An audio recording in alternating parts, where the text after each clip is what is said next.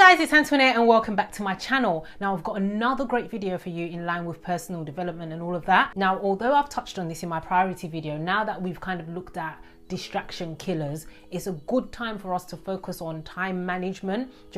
I want to go in on it a little bit more. Part of why God created us is to manage this earth. So in this context, we're all managers.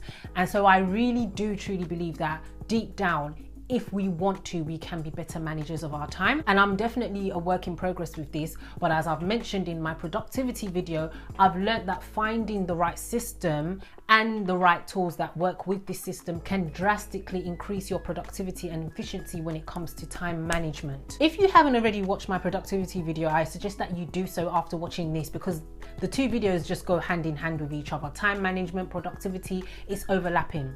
So God is precise in everything that He's made, even time, and the time that He's given to us is so precious, and we have to account for every last minute of our time. Think about this. And I think this is kind of like what pushes me to making the most of the time that I have. So here are just some three basic pointers that I think you should think about when it comes to managing your time, things that I think are really important. And the first thing is that we need to begin to value time. If your time has no value on it, believe me, you are not going to see the point in wanting to better manage your time or even become productive. Once you decide to look at your time as the most valuable asset that you have, then you're more likely to respect the time you have and the time of other people as well.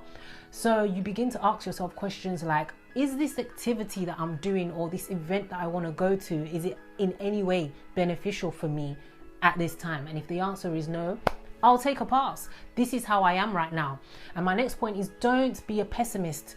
Linked to my previous point, if you think that all these things that I'm talking about aren't for you, or it's not going to work for you the way it's worked for other people, and you don't want to put the effort into it because you're just like, no, it's not for me, then you've already lost. I think I've mentioned this in another video before. I used to have this mindset about everything. I used to be like, oh, that's only for a particular set of people, that things work for, or I can't do XYZ because it's just not me, I'm not wired that way, blah, blah, blah, blah, blah. And now that I'm the busiest that I've ever been, and I'm implementing these things and I'm seeing that they're working for me, it's like, wow, it will work for you if you know what you're doing. And my life is a whole lot better.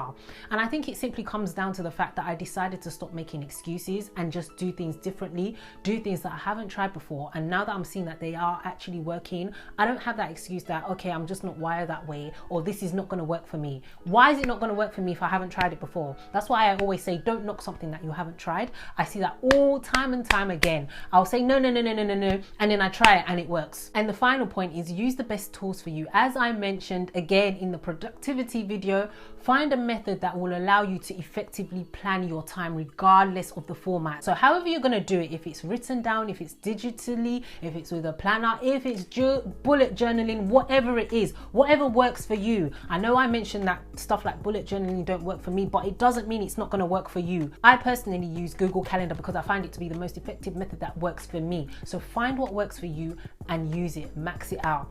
Now I've got a downloadable time tracker for you on my website. Just visit it. The link will be on somewhere on the screen. Use it to track your time for at least a week.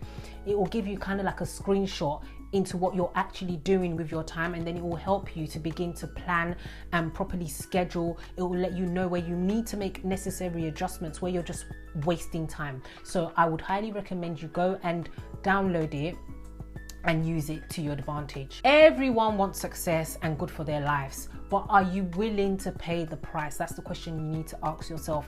It took me a while to realize a few home truths, but if you're going to do anything or you want to get to where you need to be and you're doing nothing, then nothing's going to happen. You don't want to end up looking back over the year and thinking, okay, what was all that hype about? Remember, faith requires action. You can't say you want something to manifest in your life and you're stagnant. So let's make the most of what we have and maximize our time. Until next time, guys, remember that it's one step at a time to becoming confident. And if you choose love and you choose life, you will live confidently.